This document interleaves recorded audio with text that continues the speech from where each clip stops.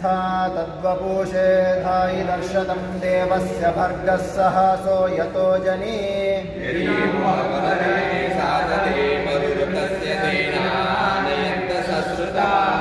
वृक्षो वपुः पितुमान्नित्याशये द्वितीयमा सप्तशीवासु मातृषु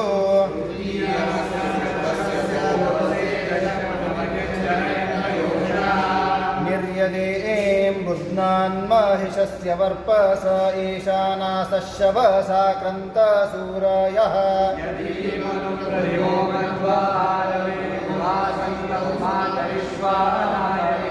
प्रयत्पितुः परमान्नीयते पर्यापृक्षुधो अविरुधोदं सुरोहति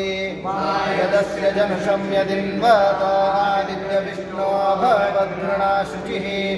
आदिन्मातृरावेशद्या स्वाशुचिरहिंस्यमान उर्विया विवावृधे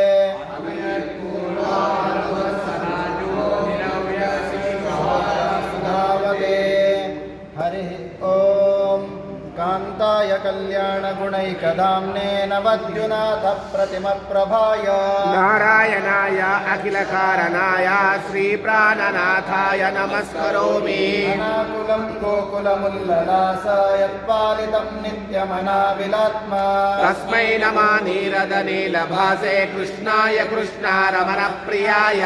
पितृलोक्या बहिरुल्लसन्ति तमोहरन्ति मुहुरान्तरञ्च विद्यादिशन्नो विशदां जयन्ति मद्वस्तकीर्तिर्दिननाथदीप्तिं नमोऽनुदानन्दमवापलोकः तत्त्वप्रदीपाकृतिगो गणेन त्रिविक्रमण्यान् प्रणमामि वर्यान् कुन्दभक्त्यै गुरुभक्तिजायै सतां प्रसत्यै च निरन्तरायै गरीयसीं विश्वगुरोर्विशुद्धां वक्ष्यामि वायोरवतारलीलाम् मन्त्रवर्णैरनुवर्णनीयां शर्वेन्द्रपूर्वैरपि वक्तुकामे संक्षिप्तुवाक्ये मयि मन्दबुद्धौ सन्तो गुणाढ्याः करुणां क्रियासुः उच्चावचायेन समस्तचेष्टाः किं तत्र चित्रं चरितं निवेद्यम् किं तोत्तमश्लोकमशिखामणीनां मनोविशुद्धै चरितानुवादः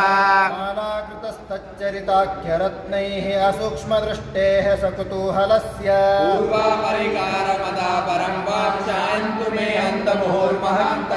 श्रीवल्लभाज्ञां ससुरेन्द्रया